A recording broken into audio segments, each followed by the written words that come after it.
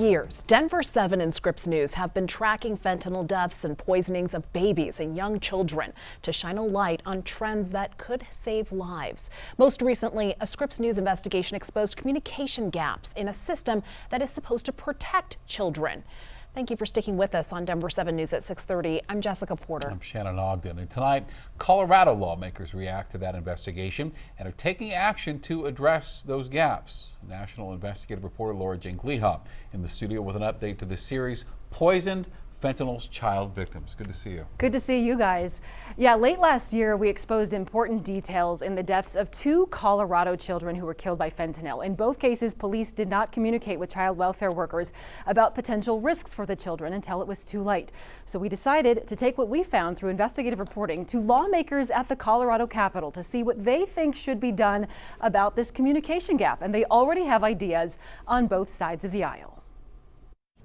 A Colorado Republican state senator. You know, what you reported on, I think, indicates we do need to have more communication. And a Democrat state representative. Especially having seen your story, I think it's critical that we take a look and see what is missing in the breakdown in that communication. Both reacting to a national Scripps News investigation exposing communication gaps in the deaths of 2 Colorado toddlers, both from fentanyl, in 2 separate incidents. Looks like we got one unconscious female. Okay. We do have a child in the back of the seat.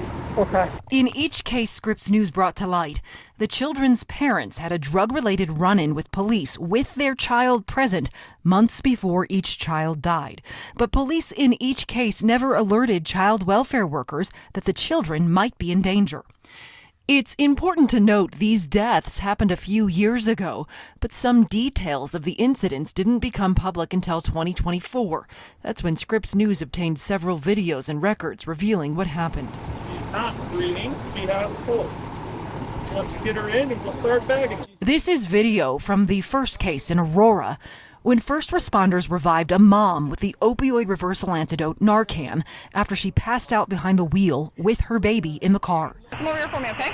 And this is video from the other separate case miles away, when police pulled over that baby's father while he had the child in the car and arrested him for drug and child abuse charges. In both situations, police failed to follow their own department's protocol to alert child welfare workers. Meanwhile, the children were later exposed to drugs in their homes. We obtained this video showing drug use around one of the children just hours before she died.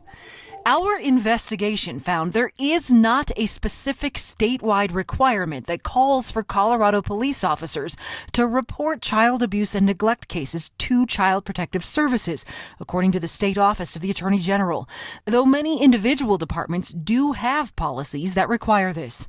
Colorado state lawmakers say the communication gap needs to close. And the breakdown here is the communication between the police and Child Protective Services are an agency that can help the children. So should there be something that requires the police then to make sure that they're also reporting to child welfare? Yeah, and I don't think that's as hard to get done as it may seem. Certainly, if there's legislation or work we need to do to improve that communication, I would want to take a look at that. The governor of Colorado, Polis, also responded to our investigation. His office gave us this written statement, which reads in part, Governor Polis is disheartened by these stories and committed to ensuring that law enforcement properly notifies and coordinates with state agencies to ensure the safety of all Colorado children.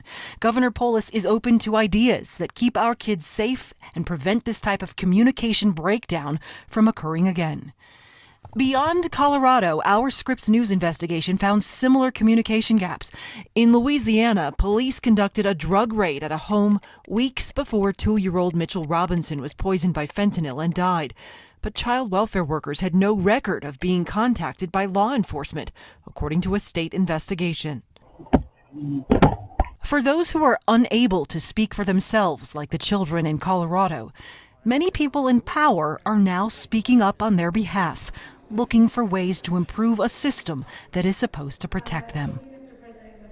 And one of the involved police agencies did tell us it has conducted an audit and training to address communication breakdowns in child abuse cases. The other department said an officer was disciplined in connection with its case. Good to see there was some accountability there.